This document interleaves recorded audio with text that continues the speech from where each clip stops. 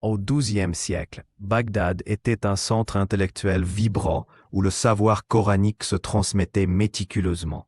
Les copistes, travaillant dans des bibliothèques richement décorées, reproduisaient à la main chaque verset avec des encres colorées et des calligraphies complexes.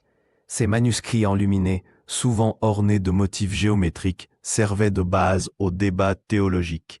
Les érudits discutaient sans fin de l'authenticité des textes, certains insistant sur une interprétation littérale, tandis que d'autres prenaient une approche métaphorique. Cette tension entre fidélité au texte et recherche du sens profond marqua durablement l'histoire islamique. Dans la cour de la mosquée Al-Mustansiriya, un débat passionné oppose les oulémas sur la nature de la vérité dans le Coran. L'un d'eux cite le verset 3.7, soulignant que certains passages sont clairs, muhkamat, tandis que d'autres sont équivoques, mutashabiyat.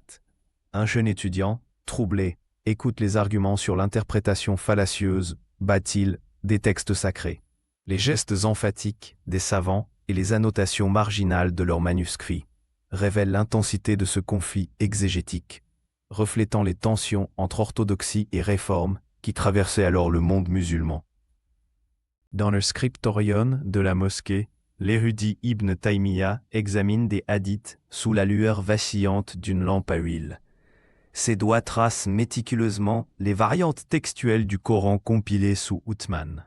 Il note une contradiction troublante entre deux versions du verset 24.2 sur la punition de l'adultère, l'une mentionnant 100 coups de fouet, l'autre incluant également l'exil. Ces divergences, documentées dans des parchemins vieux de 3 siècles, remettent en question le dogme de l'inimitabilité parfaite du Coran, Ijaz al-Quran. La poussière soulevée par les vieux manuscrits semble matérialiser le poids de cette découverte. Le calife al-Nasir, entouré de sa garde turque, brandit un manuscrit du Coran ouvert au verset 8.39. « Combattez-les jusqu'à ce qu'il n'y ait plus de fitna ». Son vizir interprète ce passage comme une justification divine pour éliminer les dissidents. Dans la foule, les visages inquiets des marchands et artisans reflètent leur conscience du détournement politique du texte sacré.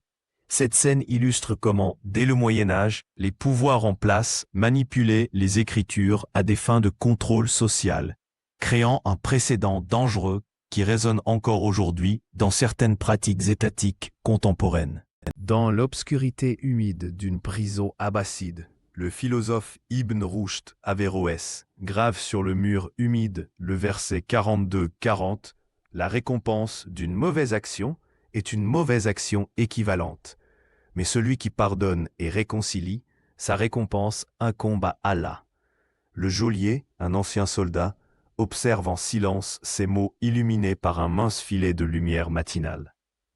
Cette scène puissante symbolise la résistance intellectuelle face à l'oppression dogmatique, une tradition qui inspira plus tard les Lumières européennes.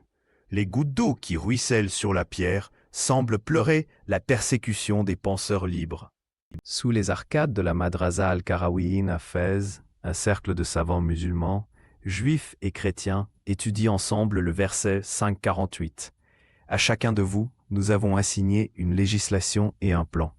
Si Allah avait voulu, il aurait fait de vous une seule communauté. Le sage andalou Ibn Arabi explique comment ce passage valide la diversité des voies spirituelles tout en maintenant l'unité divine. Cette scène historique, où des manuscrits hébreux, grecs et arabes sont consultés côte à côte, incarne l'âge d'or du dialogue interreligieux en terre d'islam, un modèle précieux pour notre époque de division.